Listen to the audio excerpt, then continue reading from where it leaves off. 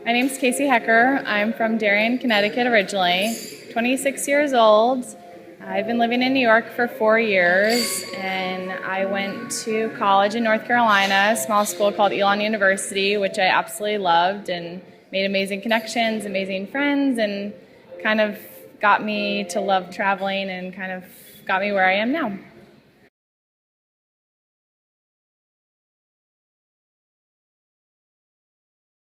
So when I was organizing my deck, I knew I needed to make it as easy to read as possible and something that my bosses would go through and say, we agree, we agree, we agree, yes. Not something that's too long, didn't read. That's kind of a problem in today's society, is that if it is too long, people aren't going to read it. So I made it as concise as possible. So I just kind of started with a first paragraph about the core values of my company and how they kind of fit into my core values, and about how much I loved my company and how, like, personally and professionally, I want to grow and I want to expand in my company. And a remote year is not considered taking a year off. It's not a sabbatical year. It's not a gap year. It's a professional growth year. And how I wanted to kind of filter that into my experiences with my job and how I want to grow. So I kind of started off with a whole first, missions and goals and all that good stuff first.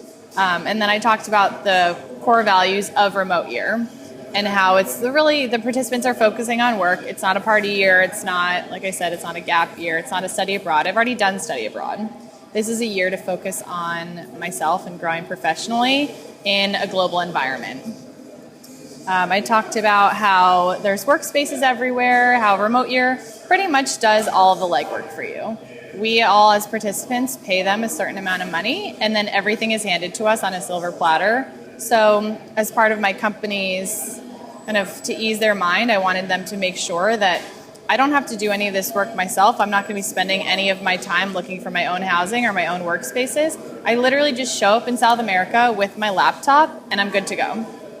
So that was kind of a big comfort factor.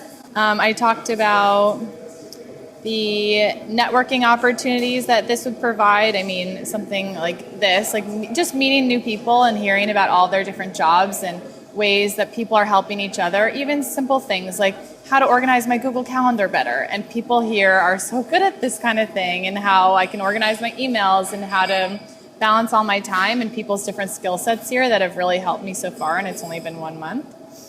I talked about, new professional skills, new business skills, meeting new people, doing interview things like this, and gaining more confidence in certain ways. I talked about kind of the benefits for my company. So I talked about employee training and leadership, kind of how to hone in on those type of skills.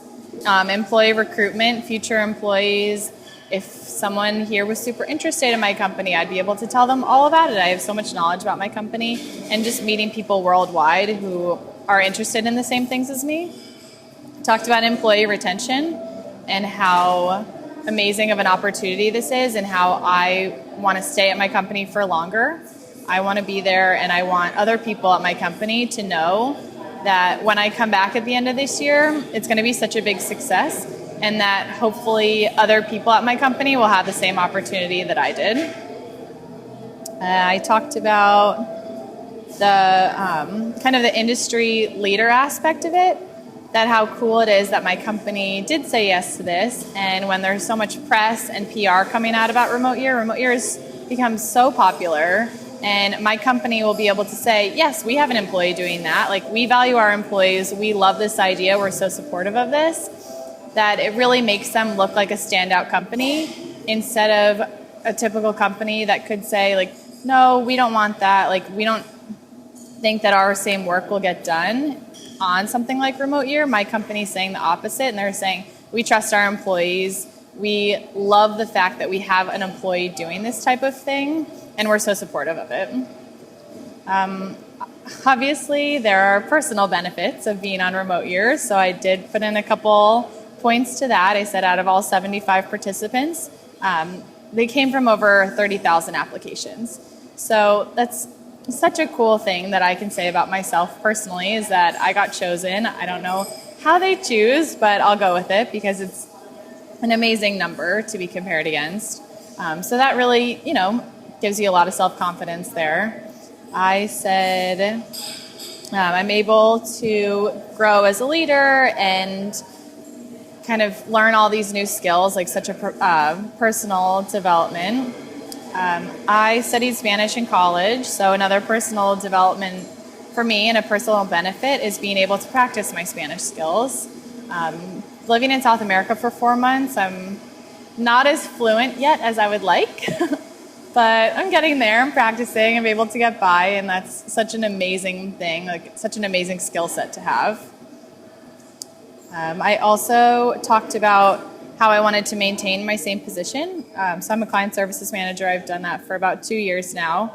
So I said kind of basic HR type things at the end of my deck. I said my salary would maintain the same.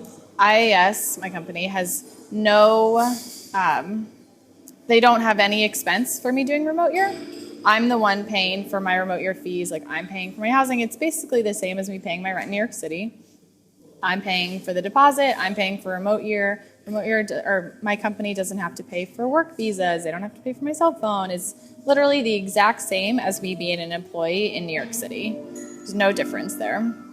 I also said I would maintain full visibility with my clients and my colleagues. So if I need to be reached, like, I'm held accountable for every meeting that I attend.